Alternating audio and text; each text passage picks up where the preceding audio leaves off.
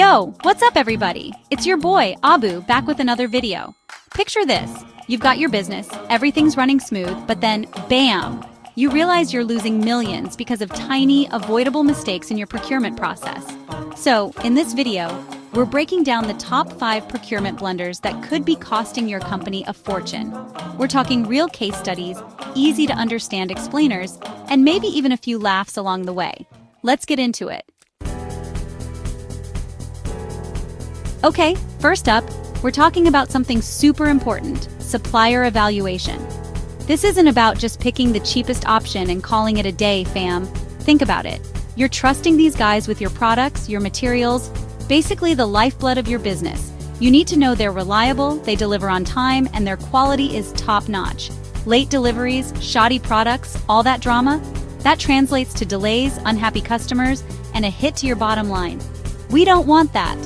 So how do you avoid this hot mess? Easy peasy, do your homework.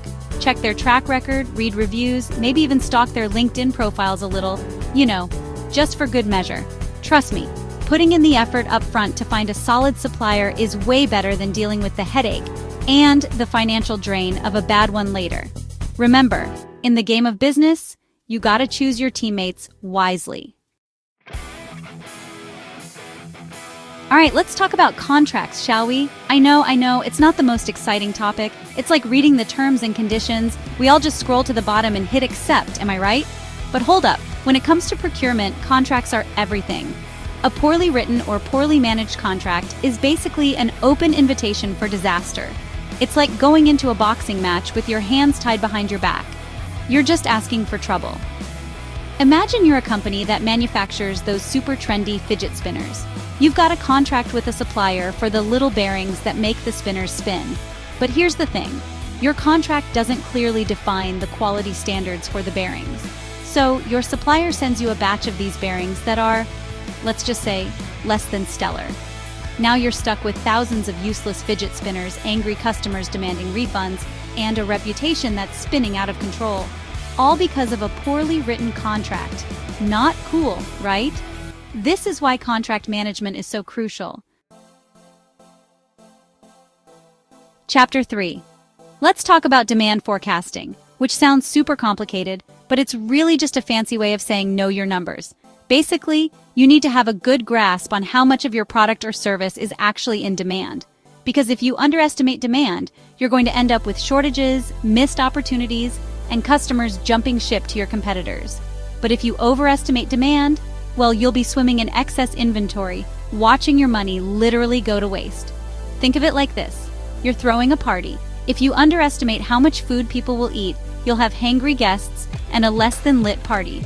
But if you overestimate, you'll be stuck eating leftovers for weeks. So how do you become a demand forecasting ninja? Data, my friends. Look at your past sales trends, keep an eye on market fluctuations, and maybe even invest in some fancy software that can help you predict future demand. Trust me, it's worth it. Chapter 4. All right, let's talk about transparency. And no, I don't mean those see-through plastic chairs that were all the rage in the 90s. We're talking about being open and honest in your procurement process. Because let me tell you, a lack of transparency is like a cockroach in your kitchen. You don't want it there, and it's probably a sign of bigger problems lurking beneath the surface.